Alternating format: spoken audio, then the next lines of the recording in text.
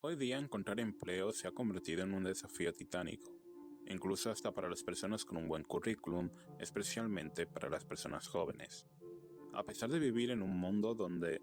las ofertas de empleo parecen superar al número de desempleados, la realidad para muchos es que conseguir un trabajo, sobre todo si hablamos de un trabajo digno, es una odisea llena de obstáculos, imprevistos y momentos muy desalentadores. Este ensayo se centrará en diseñar los factores que contribuyen a esa complejidad, con un enfoque especial en la situación de las personas jóvenes, quienes a menudo suelen ser las más afectadas por las prácticas laborales modernas, ya que diversos artículos recogen cómo los empleadores suelen descartar o tienden a despedir mucho más a la gente joven. Por otro lado, el hecho de que la edad de jubilación en muchos países se vaya alargando o que la vida cada vez sea tan cara que haya gente que decida seguir trabajando en lugar de retirarse, ya que la pensión o sus ahorros ya no cubren tanto su retiro como ellos tenían pensado, hace que el tener que reemplazar empleados por gente joven cada vez sea mucho menos urgente. Una de las mentiras más persistentes de la discusión sobre el empleo es la idea de que un alto número de ofertas laborales es indicativo de una economía robusta y un mercado laboral saludable. En Estados Unidos, por ejemplo, las estadísticas a menudo muestran un número de vacantes laborales que supera el número de desempleados. Este hecho, que debería ser motivo de optimismo, oculta una verdad algo tergiversada.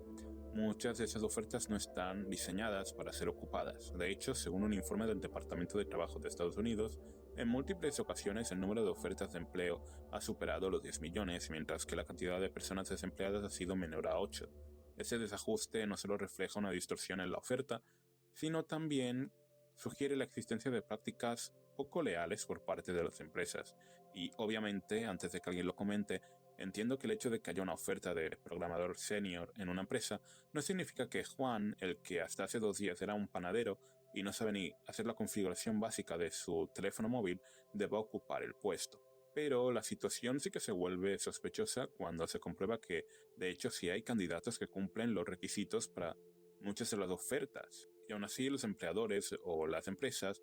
siguen diciendo de que no hay candidatos aptos para la oferta. Si has estado desempleado o desempleada por mucho tiempo, seguro que te ha pasado la situación de aplicar una oferta que terminaba en 7 días, digamos, y al mes siguiente ver exactamente la misma oferta publicitada como nueva o oferta reciente, o peor, haber pasado un proceso de varias entrevistas para que al final la empresa ya no tenga dicho puesto disponible o no haya encontrado ningún candidato, a pesar de que, como dije antes, muchas veces sí que hay candidatos que cumplen los requisitos. Y bueno, spoiler, nunca existió un puesto para empezar, aunque más adelante vamos a explicar por qué ocurre esto. Uno de los fenómenos más desconcertantes y frustrantes en la búsqueda de empleo es la proliferación de ofertas de trabajo falsas o de fachada.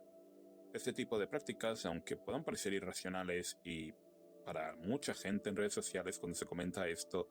es un sinsentido o simplemente es gente quejándose de ser una inútil y no tener habilidades para conseguir un trabajo básico, realmente las empresas tienen razones estratégicas detrás de estas prácticas. Muchas empresas publican ofertas de empleo sin la intención real de contratar a alguien de inmediato. Estas ofertas suelen estar diseñadas para crear una lista de candidatos potenciales que puedan ser contactados en el futuro si surge una necesidad real.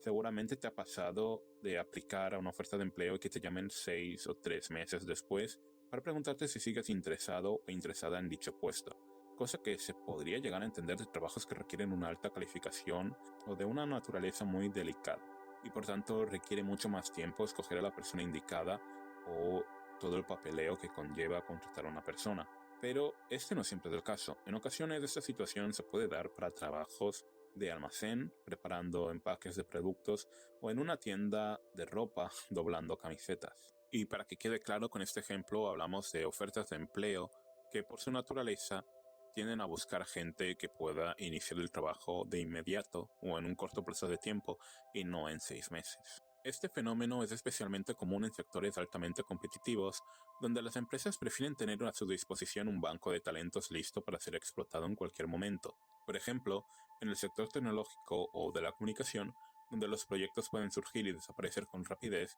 tener un banco de candidatos listos o variados para ser contratados puede parecer una idea muy prudente desde una perspectiva corporativa, y ciertamente lo es, para qué mentir. Además, algunas compañías utilizan estas ofertas de empleo como una táctica para mejorar su imagen frente a los inversores, ya que otorga una imagen de buen funcionamiento en distintas partes de la empresa hacia los CEOs o inversionistas. Algo así como los anuncios de Coca-Cola, donde todos nos preguntamos por qué se siguen publicitando. Todos ya la conocemos, pero siguen haciendo miles de anuncios para mantenerse relevantes. Similar a pedir presupuestos mucho más altos de los que necesitas para que así en la próxima ronda de presupuestos poder justificar pedir un presupuesto mucho mayor, ya que así no tienes que estar batallando para que te den más presupuestos para cualquier imprevisto que salga en tu departamento, algo que aprendí de mi jefa en uno de mis últimos trabajos. El problema se agrava aún más cuando consideramos que muchas de esas ofertas son publicadas en plataformas de renombre. Los jóvenes, que a menudo no tienen la experiencia suficiente para detectar señales de alerta en ofertas de trabajo, son particularmente vulnerables a ser engañados por estas tácticas. Esto no solo perpetúa un ciclo de desconfianza hacia el mercado laboral, sino que también genera una percepción de que el éxito profesional es inalcanzable independientemente del esfuerzo que se ponga en la búsqueda de empleo. Así de paso alimentando los cursos de Crypto Bros, gurús del emprendimiento o creación de contenido, incluyendo creación de contenido más 18. Siendo esta una de las razones por las que en países como Estados Unidos o algunos en Europa, cada vez se ven más jóvenes que desisten de buscar empleo y se recluyen en casa de sus padres o en las ayudas del Estado, especialmente un fenómeno que se da en varones. Pero este es un tema para otro futuro vídeo, ya que siempre me resulta curioso lo poco que se habla de las problemáticas masculinas a nivel social, por mucho que se dice y se repite que la sociedad está controlada por estos mismos. Que la situación para los jóvenes en el mercado laboral actual es la feroz competencia. Con un número limitado de ofertas de trabajo reales, los candidatos se ven obligados a competir entre sí de manera intensa, algo que siempre ocurrió, pero que a día de hoy se agrava mucho más, lo que a menudo resulta en la sobrecalificación para puestos básicos. En lugar de buscar un empleo que coincida con sus habilidades y ambiciones, muchos jóvenes se ven obligados a conformarse con cualquier trabajo disponible. Básicamente el meme de que tanto si terminas la universidad como si nunca la llegas a terminar, de todas formas acabarás trabajando en un McDonald's. La competencia también se ve exacerbada por el hecho de que muchos empleadores prefieren contratar a personas con experiencia previa, incluso para puestos que se ofertan como para principiantes o de nivel de entrada, como le digan en tu país. Todos hemos visto esos anuncios de los que apenas te pagan el salario mínimo, con suerte, y supuestamente el trabajo es para recién egresados o graduados, pero te piden 5 años de experiencia. Este sesgo hacia la experiencia deja a los jóvenes en una situación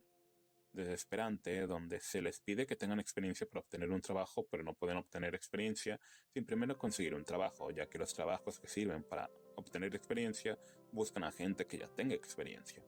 Esta paradoja perpetúa un ciclo que excluye a los jóvenes de oportunidades laborales que deberían estar disponibles para ellos y también perjudica a su vez a personas que ya tienen experiencia, ya que me ha tocado ver a gente cobrando salarios de principiante, a pesar de que por sus años de trabajo y conocimiento en el medio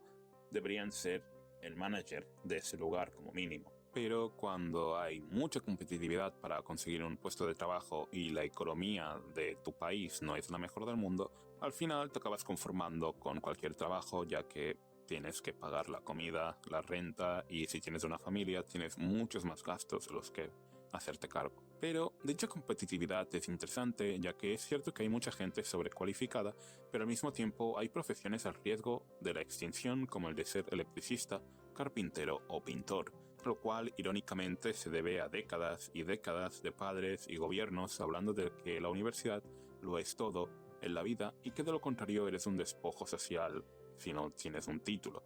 No sé cómo será en otros países, pero en España, hasta hace poco, no ir a la universidad y en su lugar hacer formación profesional o AFP era la ruta para los tontos y los fracasados. Y sin embargo, ahora pareciera que lo mejor para poder encontrar un trabajo es tener un título de formación profesional,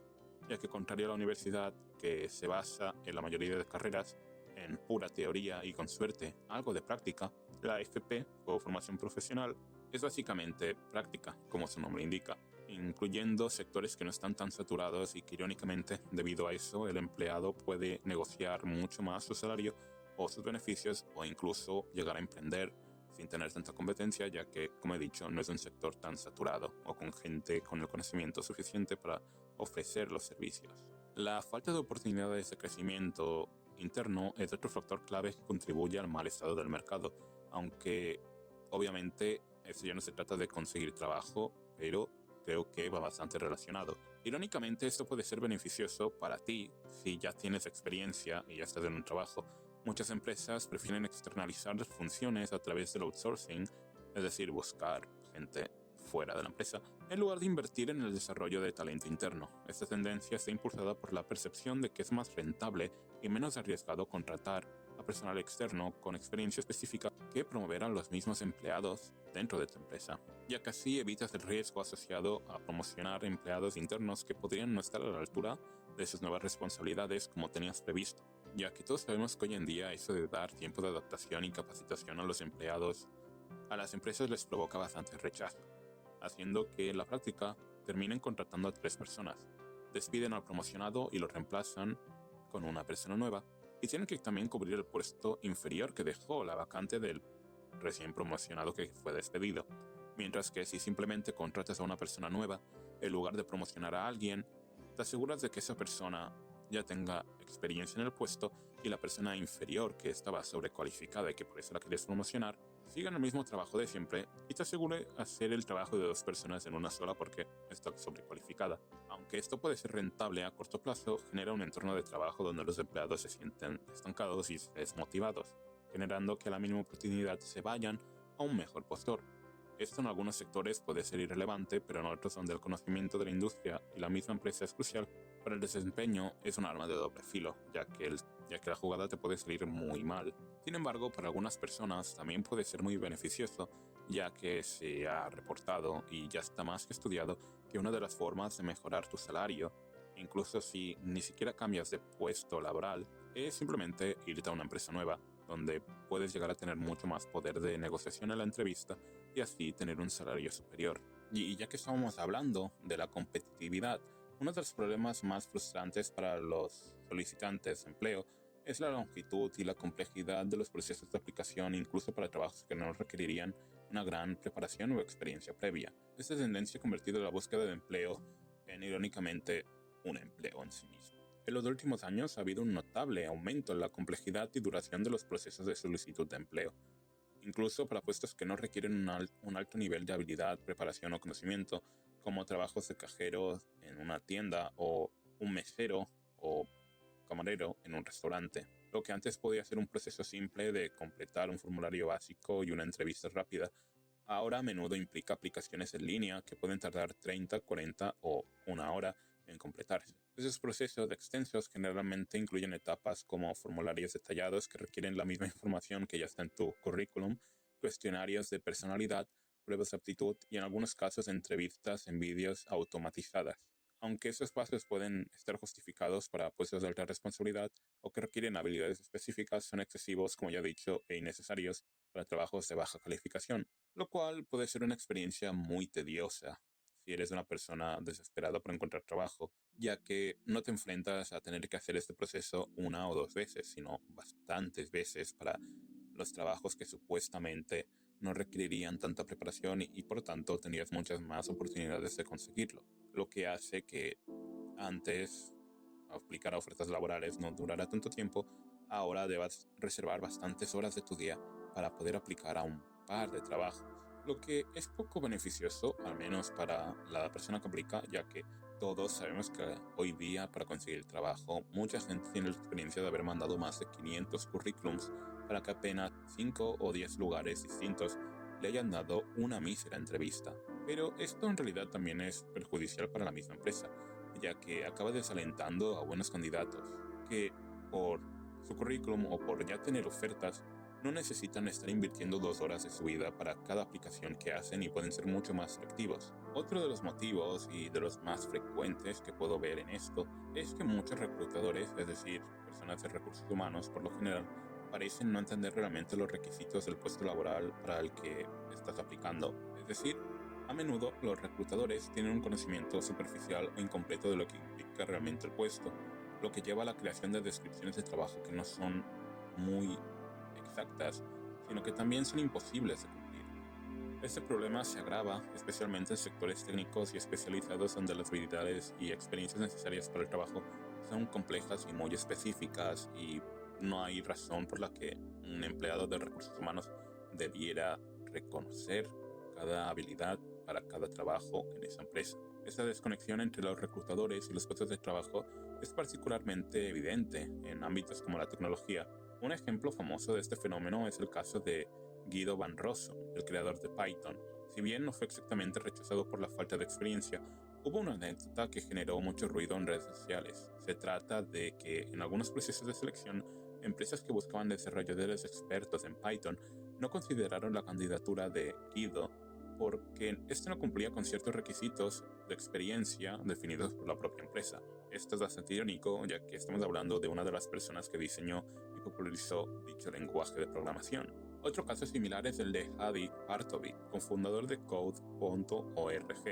y desarrollador detrás de algunas tecnologías claves en Microsoft. Aunque fue invitado por varias empresas a procesos de selección,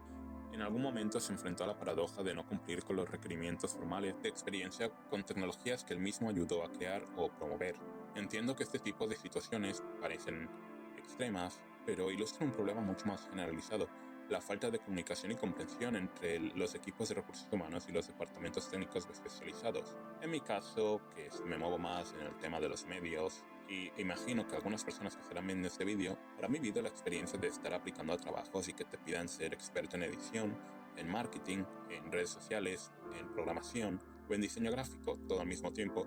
siendo apartados de los que sí hay gente que se mueve bastante bien en todos estos, pero que no son siquiera el mismo trabajo, algo que muchas empresas no logran comprender. Y por último, y más reciente, una de las cosas que complica más que mucha gente pueda encontrar trabajo es la creciente dependencia en la inteligencia artificial. En los procesos de contratación, los sistemas de inteligencia artificial utilizados en el reclutamiento suelen estar programados para buscar palabras claves o definiciones específicas en los currículums y cartas de presentación, lo que significa que los candidatos deben adaptar sus aplicaciones para incluir estos términos exactos. Es más, ahí te va un consejo si estás viendo este vídeo y aún no tienes un trabajo y estás buscando uno. Haz que una IA revise tu currículum y que te dé ideas de cómo mejorarlo, ya que así podrás perfilar mucho más tu currículum a que pueda ser mucho más legible para otra IA. Este enfoque no es solo limitante, sino que también excluye a candidatos que, aunque tienen las habilidades más que necesarias para un puesto de trabajo, no saben cómo optimizar su currículum para ser vistos por una inteligencia artificial. Lo que puedo entender que alguien diga que saber hacer un buen currículum es parte de ser un buen candidato para una empresa, y en eso estoy de acuerdo. Sin embargo, creo que un ser humano, y en particular ser un profesional, es algo mucho más complejo de lo que puede resumir un simple currículum, y si dejamos que sea una IA que simplemente va a buscar cosas clave en específico y no va a tener el pensamiento abstracto para saber adaptar habilidades a un puesto de trabajo, corremos el riesgo, o al menos la empresa corre el riesgo, de estar contratando o dando la oportunidad de entrevistas a candidatos que realmente no son los más adecuados, ya que una IA carece de la capacidad de evaluar habilidades extrapolables o intangibles como son la creatividad, la adaptabilidad o la capacidad de trabajar en equipo, y mucho menos la personalidad, lo que significa que muchos candidatos, como he dicho, van a ser descartados sin una razón justa. Un estudio realizado por el Harvard Business Review mostró que el 88% de los candidatos que son rechazados por sistemas de inteligencia artificial nunca llegaron a ser siquiera vistos por un reclutador humano, lo que destaca cómo esta dependencia de la IA puede conducir a una pérdida de talento exacerbada. Pero, como dicen los empleadores, el problema es la gente joven que no quiere trabajar.